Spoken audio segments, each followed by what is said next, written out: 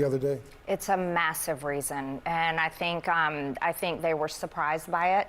But it's been something I've been talking about for quite some time, and that's the most important thing people care about: the ability to put food on the table, a roof over their heads, and also their safety and security for their financial future. Speaker Mike Johnson, Senate Majority Leader Thune, and Vice President J.D. Vance, they all downplayed the election results, disputing that this is a broader wake-up call for your party. Are they wrong?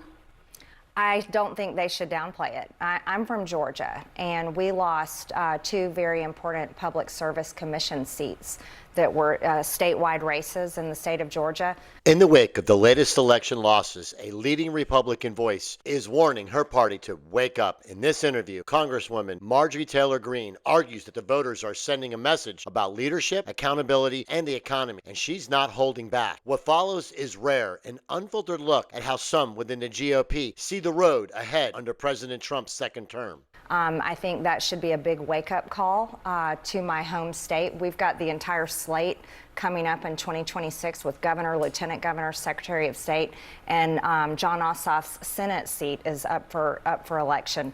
So I think it's a major wake-up call, as well as other down-ballot races in like Pennsylvania and Mississippi. You've been really clear, including on this show, about your unhappiness with both Speaker Johnson and Leader Thune.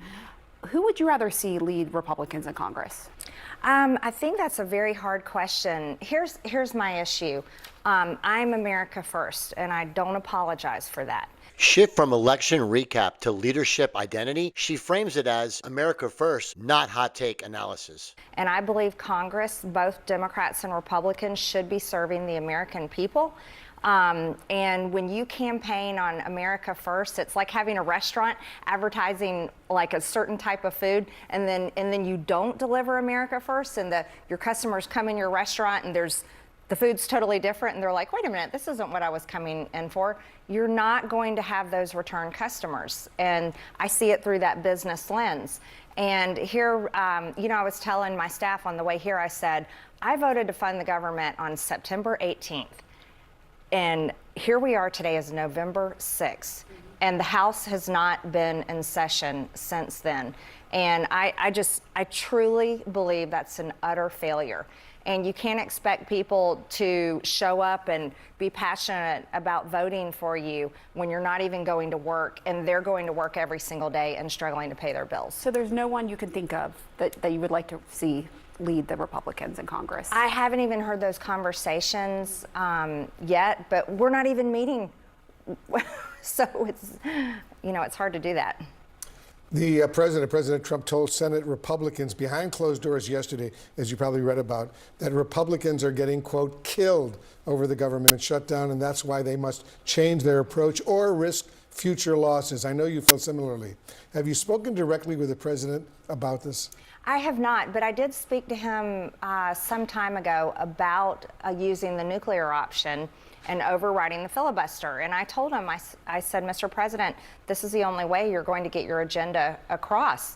And I called for it, I think it was early October. I actually started calling saying that, Democrats should vote to fund the government, but Republicans are equally responsible. And if they're serious about funding the government, they should use the nuclear option and override the filibuster to get it done. And so I'm very pleased to see President Trump saying the same thing I'm saying.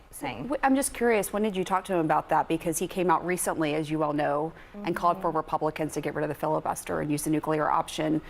Do you think that could have been tied to your push for that, or when did you talk to him? I think I spoke to him about that on that issue. That phone call was actually several months ago, because I had been seeing it coming.